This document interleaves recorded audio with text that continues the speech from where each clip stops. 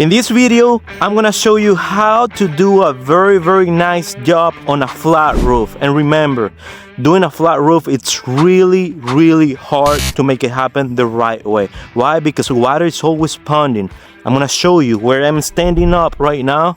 It's a brand new roof. It's probably 98 to 99% done. Will be done today. We've been working on here for the last 2 or 3 days. We just recently passed inspections by the city inspector. So on this video, you'll finally see the right way to do a roof, a flat roof. Okay, let's get this bread. We're here up on the roof. We're working on this flat roof in Pembroke Pines, Florida. We're installing this insulation. It's being attached against the concrete deck, which is this one that you guys can see.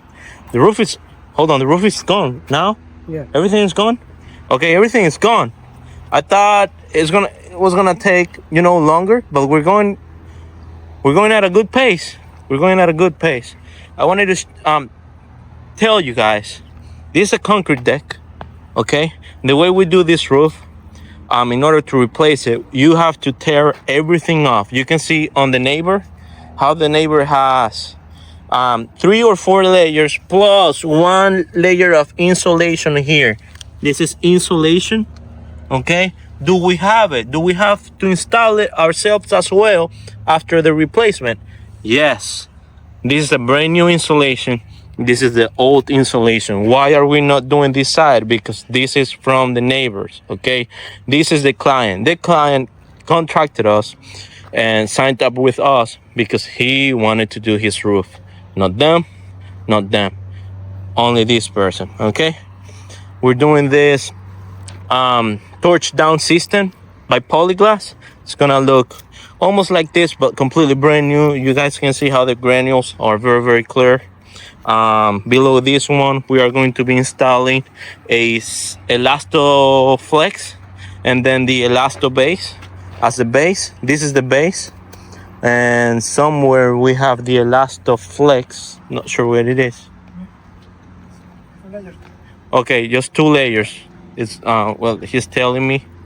And that's the torch one that we're going to be using, the torch roof, the torch roll. It's a brand new 2x4 where we're going to be installing or anchoring down the AC, okay? And we're going to put a lead pipe here, brand new lead pipe. I already brought it. And this PVC pipe, we have to bring it up at least 6 more inches. This is not up to code. The inspector gets to see this and it won't be approved. Okay, just wanted to let you know, guys. That's the right way to do it. How are we installing these plates on this completely flat roof? Well, you need to open holes with this drill bit. You open holes, and once the hole is installed, you grab one of these plates, okay? And then you open a hole, you grab the plate, you grab the screw, and you screw it down. We have to do it like that in order to install the insulation, in order to install the base sheet, which is the first sheet. Okay, so far so good. We're going to be installing some can strips over here. Remember, on every parapet wall, which is a roof to wall connection over here, you can't bypass or skip a can strip. You always need a can strip. A can strip is going to make sure to avoid the 90-degree angle. Here can be an L. It has to be like a C. It has to have a rounded shape in order to make sure every time water touches this area here, it drains down. It drains out of the wall. Why? Because these joints, roof to wall joint or roof to wall penetration over here, are very prompt to leak. Okay, let me tell you guys how it's going to look. Over here, you see this flashing? We're gonna do it brand new. This needs flashing. This needs a can strip. Can strip is going to avoid the L angle here. And after that, we'll be done. I think by tomorrow we'll be done. I'll keep you guys posted on how it's going to look. Guys, I wanted to tell you over here, okay? We are installing these plates based on what the engineer calculation said. It's not the way we like or just because we want to install a bunch of plates and screws against the roof. No. And by the way, this is not waterproof. On top of this layer, it's what we are going to be installing, torch down system. But for now, what I wanted to tell you guys is that every single roof has 3 zones. Okay, so zone 1 is basically the middle. It's a field. Okay, it's a field. Why? Because it has less uplift wind pressures. Okay, so when we're talking about pressures, sorry, I meant pressures, not pressures. When we're talking about pressures, every time we have hurricanes or we have storms, this area here is it's the least damage, right? Okay, it doesn't get damaged as often.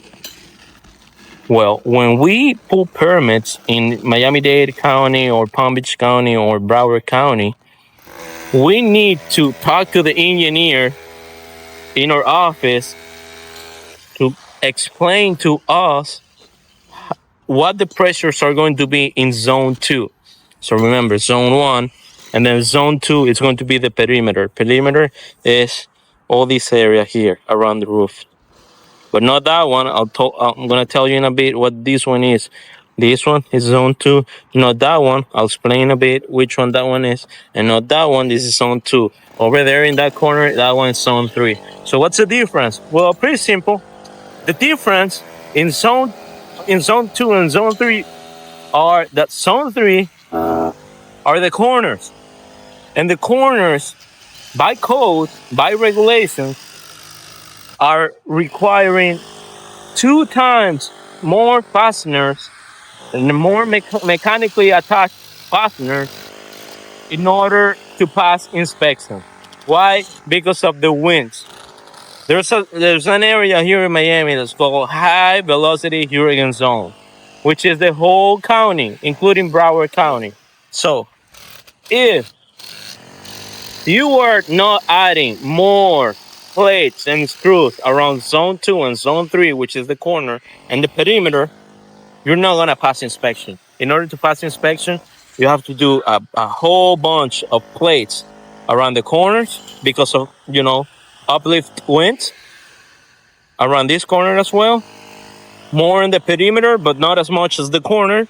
That one is the one that requires the most mechanically attached plates.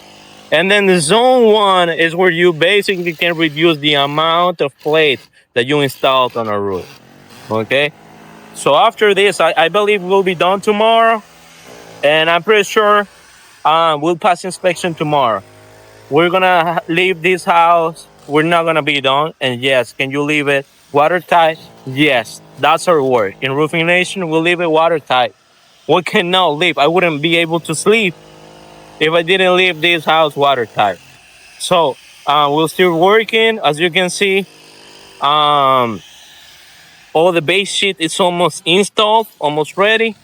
And tomorrow we'll be able to torch down and pass the inspection and install all the little, details and flashings, penetrations, and roof accessories. Seems like they're just happier than us these days. If you ever find a roofer that can dance and has these moves, these moves we've never seen before, let me know. It's not happening. Just kidding. It's when you turn your head to the side and look at me differently. Yeah. Well, we just got to the job site. We were driving. A lot of people called us. Not sure what happened back there. I was late, like I said, so I had to order DoorDash for the guys to have lunch because I didn't want them to eat late. I know this is a very tough job. When it comes to construction, I would say roofing job and the concrete industry, it's really tough. Like, it is exhausting. Coca-Cola, every time, it keeps them strong. It keeps them ready to keep roofing. So that's why I never want them to be waiting for food. If I know I'm going to be late, I rather just get on the app, order something, make sure they eat on time, because there are workforce. I mean, without the crew, we wouldn't be where we are, and that's the way we also tell them we appreciate them. Okay, I'm gonna get up on the roof, and I'll be recording up there. I don't want my camera lady to be recording here, so disregard if you get to see my underwear.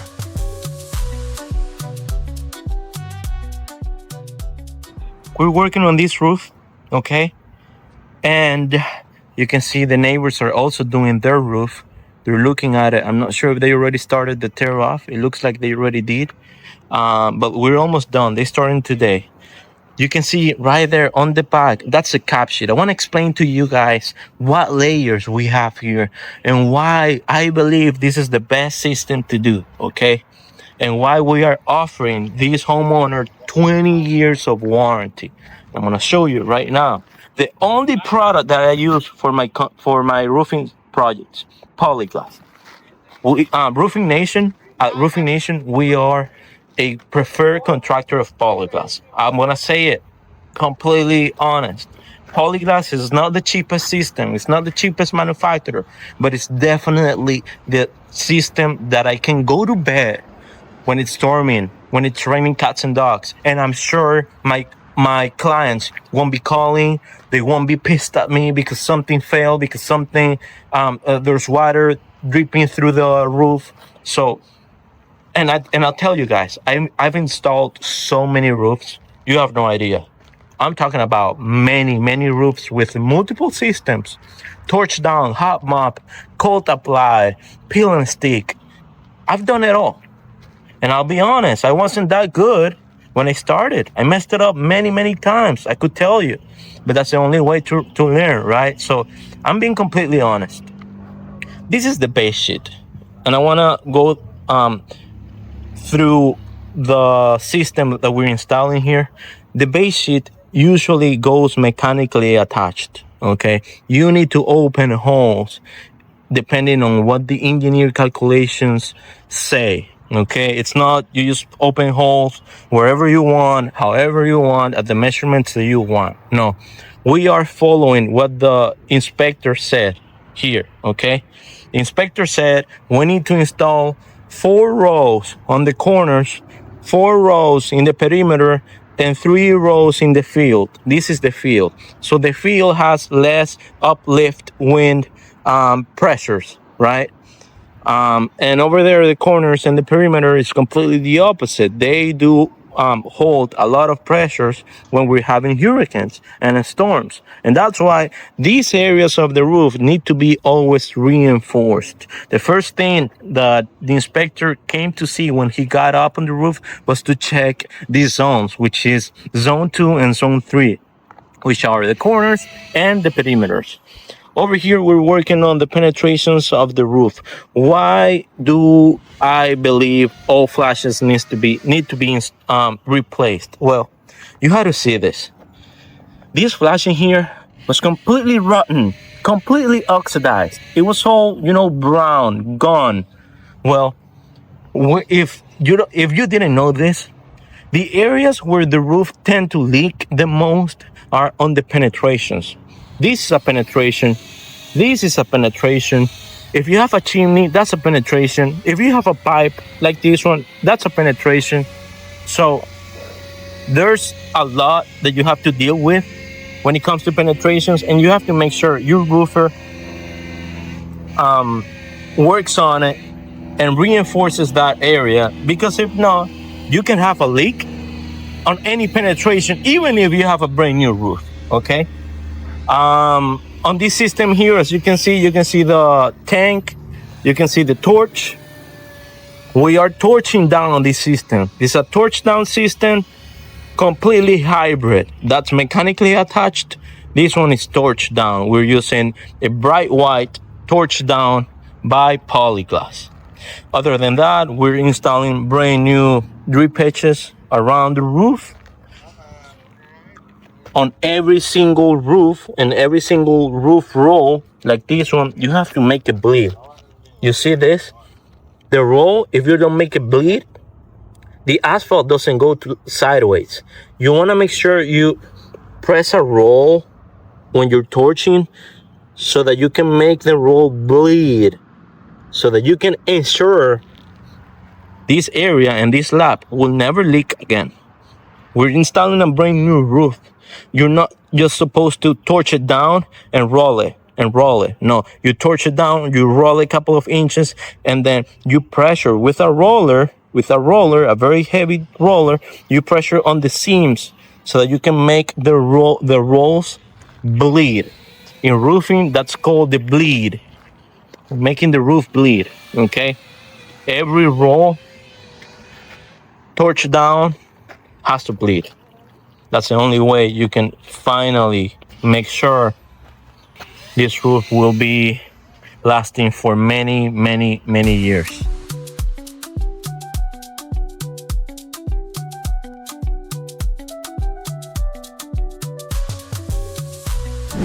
Last day here, number 3, and we're done. Look at the vent stacks, completely brand new. Look how an old one is, brand new, completely old and oxidized. Okay, completely brand new roof. We just passed inspection. Inspector came here, took a look, verified all the overlaps, torch down system. Whenever you're working on a townhome or a community that has, roofs connected to one another, this is the way you're supposed to do the seams. You need to make sure you work on it very, very well, because you don't want to jeopardize the neighbor's roof, right? There's a pipe, the drainage pipe coming from the AC already done. All work done here. Vent stack completely brand new there. Counter flashing done with elastomeric on top, completely done. Brand new vent stack as well. It's looking great. I'm loving it. Customer is pretty happy. Customer is really, really, really happy. And this is the fence. Customer wants a new one. So what we did was to place, the footers. One there, one there, one there, one there. And also one here, so that whenever they're ready to install the brand new fence, they'll be ready to do it without our need. And those are some other roofers working, on another roof. It's not us, but we're done. That's our truck. That's the trailer. Everything is clean here. Everything's clean. We left the sites and their neighbors' areas as well completely spotless. We don't want anybody to complain. We don't want the homeowner that trusted us to have complaints. So we always make sure, and we are very aware that this is a very messy industry, and I'm very big on cleaning. I'm very big on organizing and making sure we leave everything spotless. This is the end of the video, guys. I showed you how to install a flat roof on a concrete deck. We used on this one, like I said, plates and screws. We screwed down the base sheet, and we also torched down the cap sheet, which is the one that you see over here. And we also, before all of that, the first layer was the insulation of 1 inch that we had to also screwed against the deck. This roof is warranted for 20 years by Polyglass. And I'll see you guys on the next video.